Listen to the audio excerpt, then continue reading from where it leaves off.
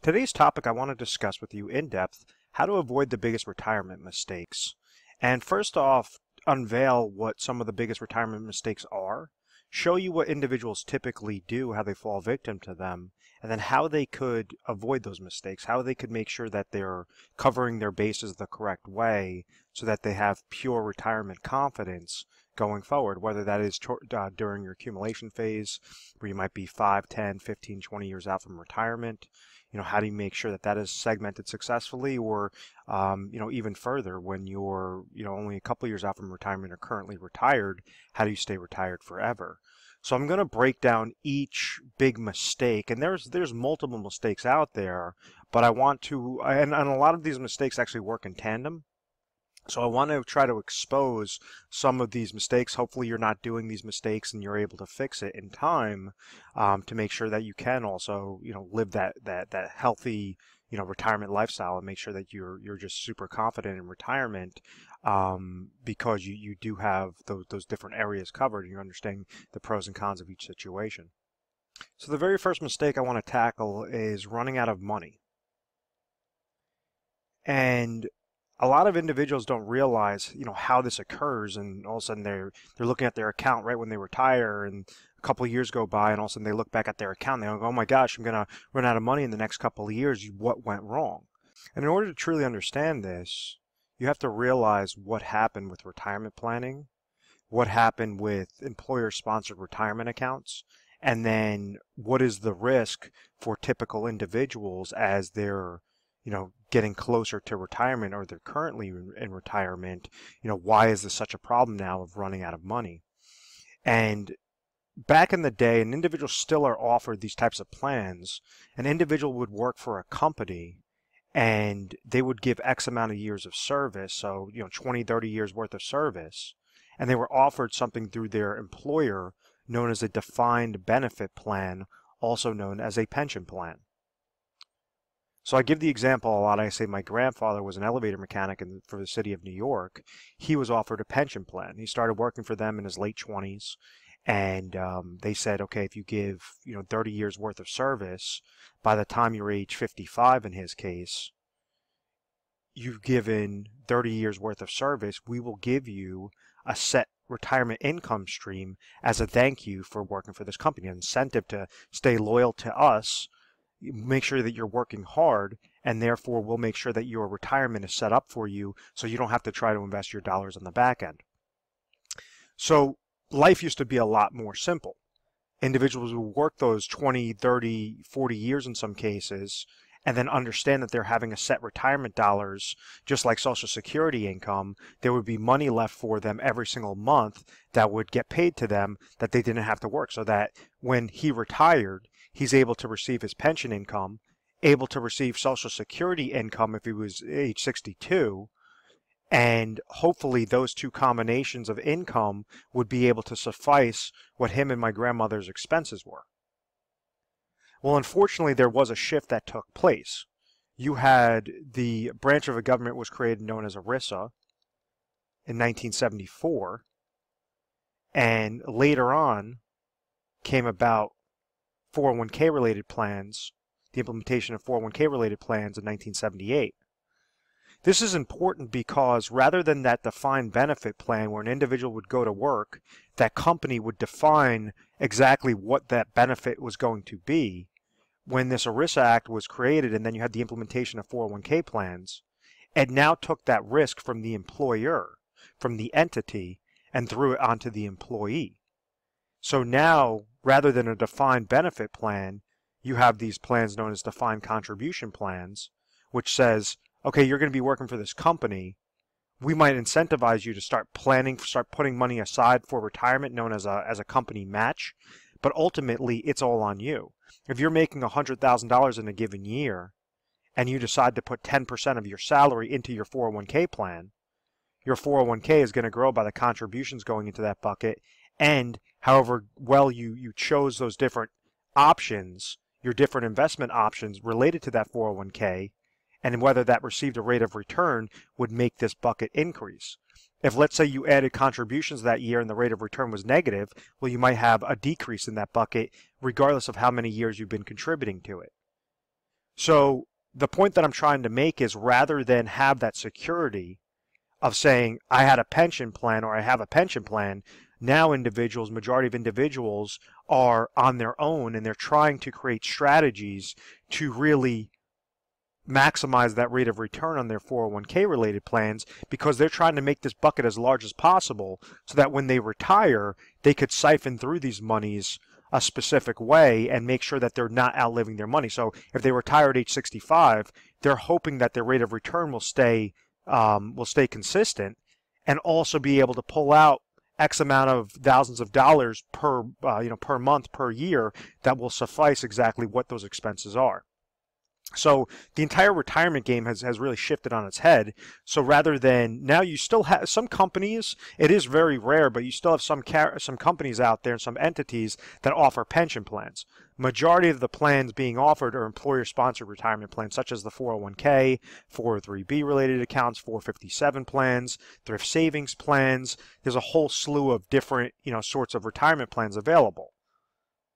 So if you understand that concept that 401k related plans were implemented right in 1978, and now this is looking at the historical rates of the Dow Jones Industrial Average over the past 100 years, you notice that yes, the Dow Jones Industrial Average did go up, so the market did go up, but now you had this extremely large boom that took place from 1980 all the way through 1999. There's over 1,200% growth into the market. The reason why that chart is so important is because it shows how the mindset was essentially tricked to thinking that if individuals just keep over max funding their 401k related accounts, it doesn't matter what they contributed into their 401k related plan, that rate of return is going to have a very high positive impact.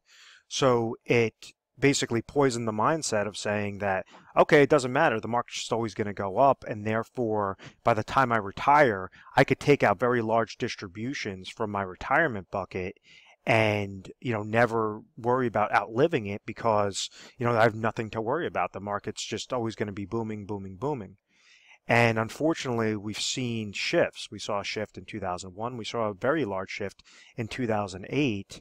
And it showed us that no, in reality, the market could be volatile. You've had the tech bubble bursting, the Great Recession that occurred, and then on top of it, you now have those baby boomers that were placing dollars into the market now have to sell out of the market, liquidate their shares, liquidate their funds to therefore use as retirement income. So if you have more individuals that are selling out of the market than placing dollars into the market, obviously that could create a problem.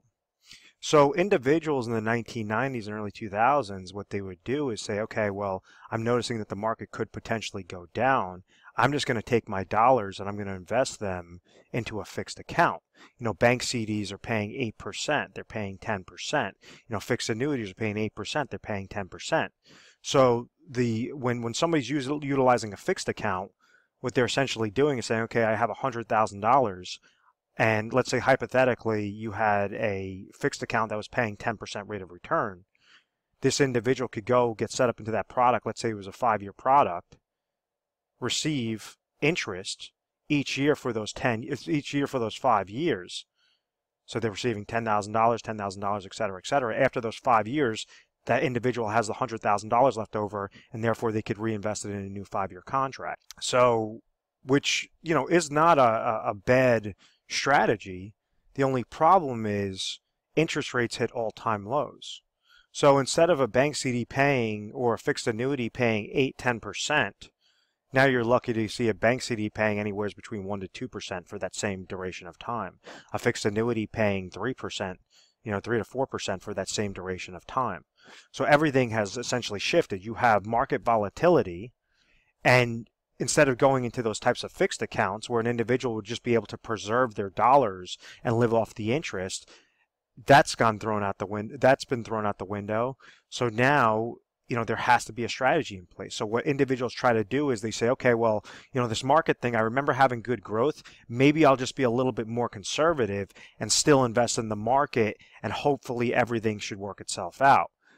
That hope is the big question mark, and that's where the first retirement mistake is outliving their money. And what I mean by that is a concept known as reverse dollar cost averaging. Let me clear off the screen. So what reverse dollar cost averaging does It's a computation of negative aspects towards retirement accounts that is the leading cause to make individuals outlive their money. So if you take that example where an individual was investing their dollars in their 401k plan, and let's say they retire and they're 65 years old and they decide, okay, I want to start pulling monies from these accounts. Well, what do we understand are the negatives with those types of investment related accounts, whether this is a 401k or an IRA? It all comes down to that rate of return and other things, which are, if you think of this like the term of a bucket, there's little holes poked in the bottom of this bucket, and those little holes are known as fees. So like as an example, you have with an individual like 401k, you have 401k related fees, and typically 401ks have mutual funds in them with very expensive mutual fund related fees. Those are obviously two negatives. Those are the fees coming out of the bucket. Those are the little holes. When we add on a downward market loss like 2001, like 2008, that's going to further compound. That's equivalent to slicing this bucket. Then when you try to pull out income from this account, that's going to be a fourth negative. Then you have to incorporate inflation, because individuals in retirement, some of their expenses are going to be fixed expenses. Other expenses are going to be inflationary expenses, meaning the cost of goods and services are going to be increasing to the pace of inflation. So therefore, it forces individuals to increase that income during retirement, and therefore it's further compounding that negative against the account. So a really quick example, and this is just a hypothetical example on this, just for really easy math. Let's just say if you had 401k related fees of 1% and mutual fund related fees of 1%, and you had a downward market loss of 10%, and this individual took out income. Let's say that this person had, $1 million in their 401k related account. And let's say that the 401k related fee was $10,000, the mutual fund related fees were another $10,000, and they got hit with a 10% loss, which is a $100,000 loss. And let's say this person needed $50,000 of income to live off of for that year, and we're not even going to incorporate inflation. What exactly happened to this bucket? Well, from day one, from the beginning of the year, they walked into the year with $1 million. They walked out of the year with minus $170,000. So then their new account value would be looking at $830,000. That's a large problem, because the next year, even if they gain 10% rate of return, or even if they gain that 10% rate of return on their overall value, that 10% rate of return is not $100,000 anymore. That 10% rate of return is $83,000. So this reverse dollar cost averaging is that compound interest regarding the negatives. So how exactly do you get a chokehold on those negatives? How do you reduce those fees? How do you reduce that downward market losses? How do you make sure that when you're receiving income, you're leveraging your components the correct way? You're leveraging your assets and accounts and income sources the correct way for pure retirement confidence. And the number one thing is you have to be mindful of this. You can't just leave your money to chance and say, oh, I'm going to shoot from the hip and hopefully everything will work itself out. Because this is why time and time again, individuals are outliving their retirement dollars, or on the opposite side, they don't have that much money in retirement. So they have to rely on Social Security income, or they have to work well into their 70s just to be able to make sure that they could have enough income before they pass away. And that's not living. That's just a guess. That's a hope that everything's going to work itself out, and unfortunately the numbers are not in favor of individuals not utilizing a strategy. A big problem with employer-sponsored retirement accounts such as the 401k, 403b, TSP is when I'm talking about the contributions, obviously that's controlled. This rate of return is all determined by what those funds that you choose, how well they perform. So when you have those employer-sponsored retirement plans, you typically are going to have options between 5 to 25, funding options to choose from. So think of them as eggs in your basket. When individuals take money from their employer-sponsored retirement plans and they roll them over into IRAs, individual retirement accounts, they could go and now have 3,000 different combinations, 3,000 different eggs to choose from, so that they can more cherry pick into something more customizable depend upon their need, depend upon what their risk tolerance is, what their income goal is, and try to set that out the right way. The next retirement mistake that occurs when individuals try to do that, whether that's, accumulating their dollars or rolling them into the IRA and just saying, oh, well, I have more eggs, so therefore I should, more options to choose from, so therefore I'm going to be chasing returns and everything should be doing really well.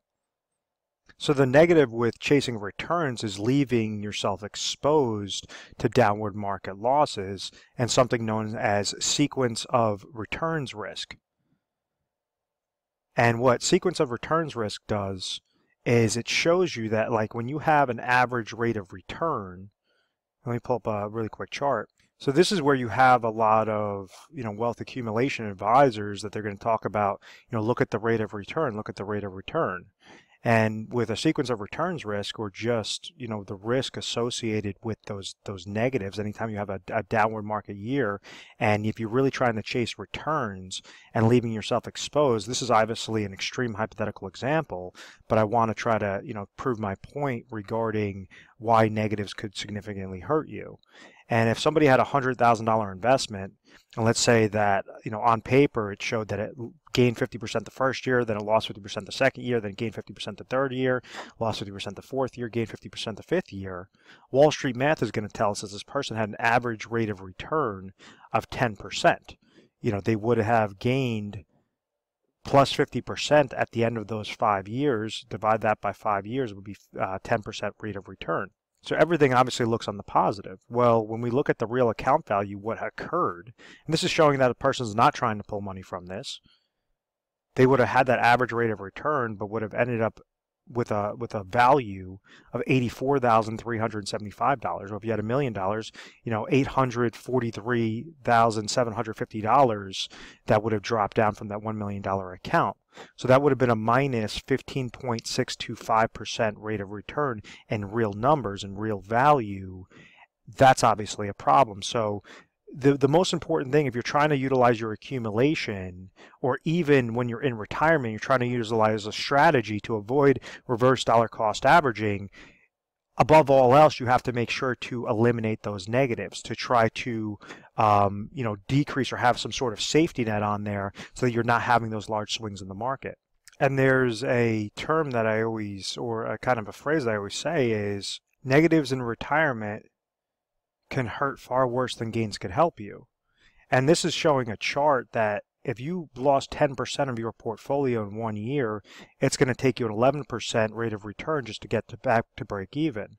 If, let's say, you go further down, if you lost 30% in your portfolio, it's going to take you 43% just to get back to break even. If you lost 50% in your portfolio, it's going to take you 100% just to get back to break even. So above all else, you have to make sure that you have that safety net in place, or you have certain mechanisms in place to eliminate those negatives and make sure that you're getting that nice safety and consistent rate of return each and every year. Because in your retirement years, when you're not working, when you can't pump more dollars in there, and now you're trying to siphon this out, these are very large impacts, and you don't have that time horizon that maybe if you were in your 20s and your 30s and you had a significant impact or a significant downward loss to increase further. And that concept coincides with a term that I use for wealth accumulation, and I say that this is something that I read in a financial publication. It just always stuck with me, is the acronym of TIME. Stands for taxes, inflation, market losses, and expenses. And when you're accumulating, you want to make sure that your accounts are growing most tax efficiently, that you're beating out the pace of inflation rather than just throwing your money underneath a mattress, that above all else you're avoiding downward market losses. And then the fourth negative is that you're making sure that you're placing your dollars in the most inexpensive plans, or if you're paying a cost, if you're paying some sort of expense, there has to be a benefit tied to it. So whenever you leverage this acronym of TIME, you always keep that in the back of your mind, you could beat out that shift that occurs, or those negatives on how individuals are not able to successfully accumulate their dollars. So the third negative, before I get to the solution, is not using your existing accounts as leverage. There's so many times that individuals have these retirement accounts that are sitting there, or they have income streams that are sitting there, and they don't look at them as retirement assets. What I mean by that is, like, a very large one is Social Security. That is a very large retirement asset. That's a major portion or of a formula to say, how can you retire with pure retirement confidence, is making sure that you're structuring your Social Security maximization strategies properly. Another aspect might be a pension plan. Pension income is obviously income that, rather than increase your expenses and say, okay, I want to take this extra trip when I retire and travel and all this other stuff, if your expenses do not allow and your expenses are at X and your Social Security and pension income just barely beat out those expenses, well, you have to put yourself on a budget. You can't go and say, oh, well, I worked my tail off all my life and now I want to enjoy it and now I just want to burn through all my money. And if you don't have that disciplined mindset, you're never going to be able to properly retire. You're going to fall victim to those large retirement mistakes. And it all comes down to, the culmination of this entire video comes down to not having a plan and just hoping everything will work out. Trusting an advisor because, he's trying to speak in this technical financial jargon and just, talk over you. That's not the correct way to do it, because there's many people out there that have many financial advisors, and unfortunately they're not even beating out what a simple index like an S&P 500 index or Dow Jones Industrial Average index is doing. So there has to be an actual strategy in place, and you have to make sure that you're segmenting your dollars towards specific lanes. A really easy strategy. Obviously, we go into very technical strategies whenever you call over to our agency or you set up an appointment. It's going to be more specific to your individual situation. But a very basic strategy that you guys could use from just watching this video is make sure that you're segmenting your dollars to 3 main goals. Goal number 1 is you have ample amount of income sources. Goal number 2, you have ample amount of emergency funds. Goal number 3, you have inflationary protection or strategy for inflationary protection. We want to make sure that we're leveraging the existing assets properly. So let's say if an individual is currently age 60 and they're going to retire at age 65 and they have a specific need in mind. They're saying at age 65, I need $50,000 of income in retirement to cover my expenses. So the first most important aspect is that need. Rather than take a guess, there's different things out there. You could look at budgeting sheets online. You could give us our agency a call. We could send you over budgeting sheets. But it's all about breaking this down to the decimal point on what are going to be those retirement expenses. So that brings us to step 1, income sources. Remember, we want to leverage what you already have so that you could leave as much money in your pocket, less worry in your pocket at the end of the day. So let's say if this person receives Social Security income, has a small pension, and then they have nothing else. They have basically, we'll say that they have a 401k related plan of $500,000. How exactly can we make sure that these 3 bases are covered? Well, the first thing, let's say that Social Security income is coming to them at $30,000. They hit age 65, Social Security income will be $30,000.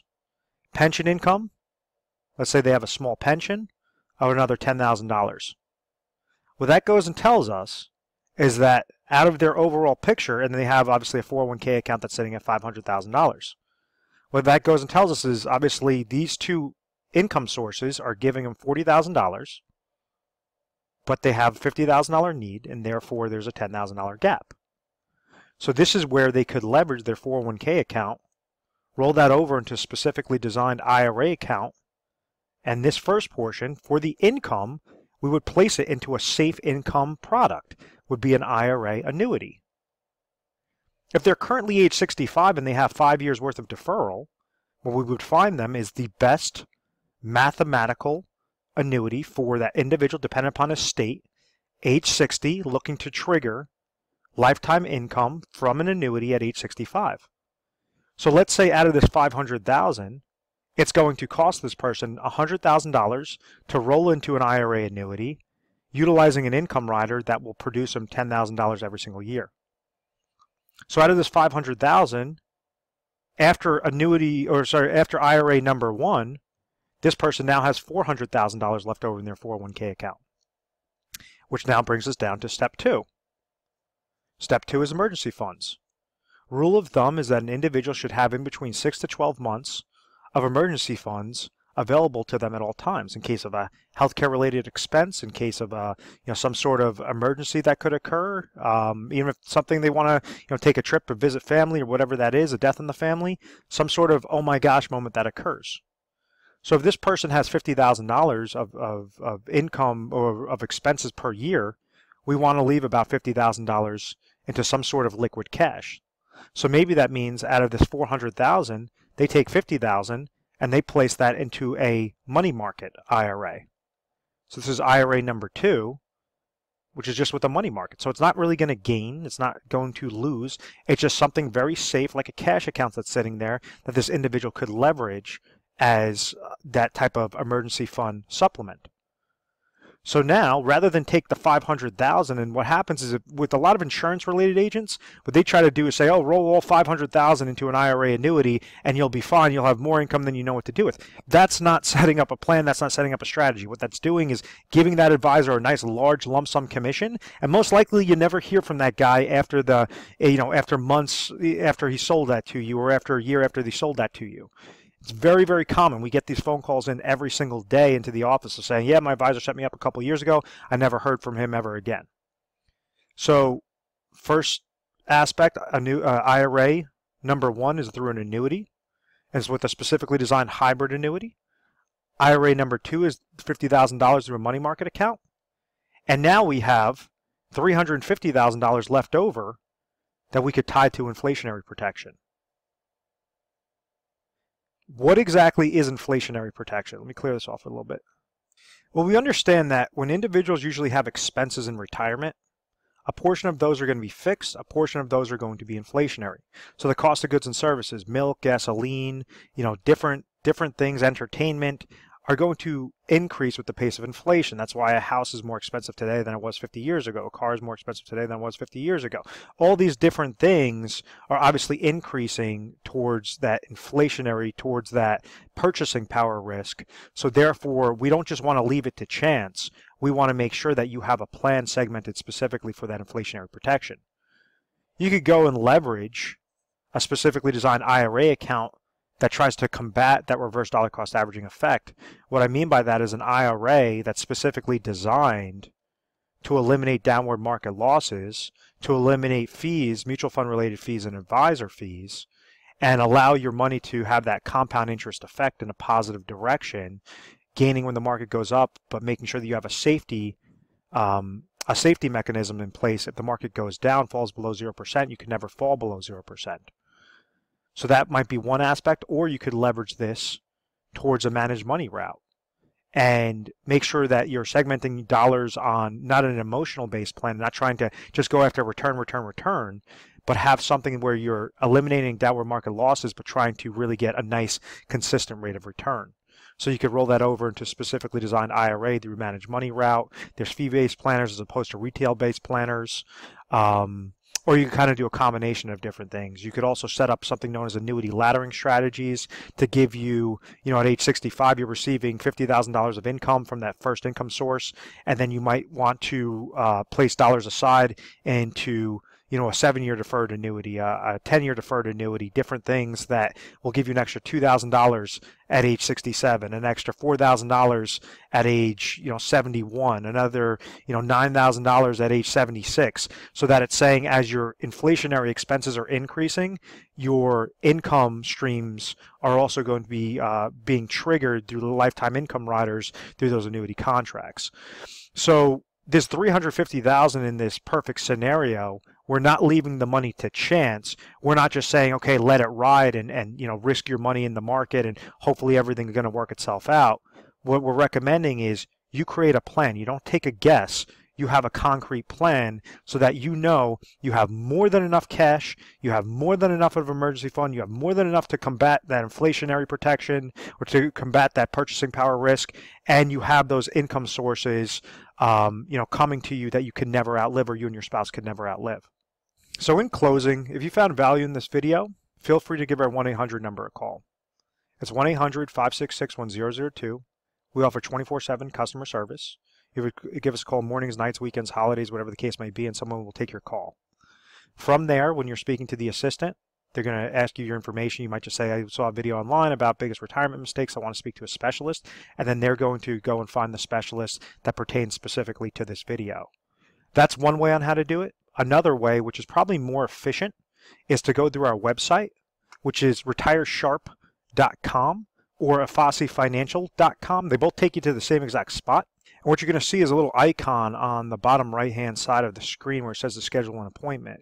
So now you could actually put down notes, explain a little bit about your situation so that we can make sure the correct specialist is there available to, sit down with you on the appointment. It syncs it to our calendar. So we have a lot of different open availability regarding the different specialists that you'll be dealing with. And, we'll make sure that that person will give you a call at that specific point in time. What you can expect when dealing with a specialist is to not feel rushed, is to really, have somebody that's asking you questions to try to figure out what your current situation is. Where are you right now at point A? Where do you want to be at point B? What do you have in place? Can you get from point A to point B successfully?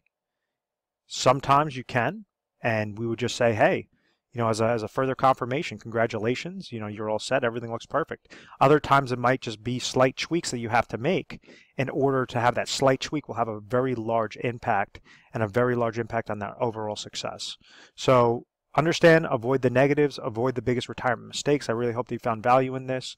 When dealing with a specialist, we try to educate you first and foremost through personalized videos, literature pieces, different things to make sure that you're very comfortable. We're A+ rated on the Better Business Bureau. We've always had very good reviews. We've never had any complaints, and it's because of this methodical process, or what I believe is because of this methodical process. Thank you very much for watching this video, and please make sure to subscribe to our YouTube channel, Retire Sharp, so you can have access to the most updated videos. Thanks so much, guys.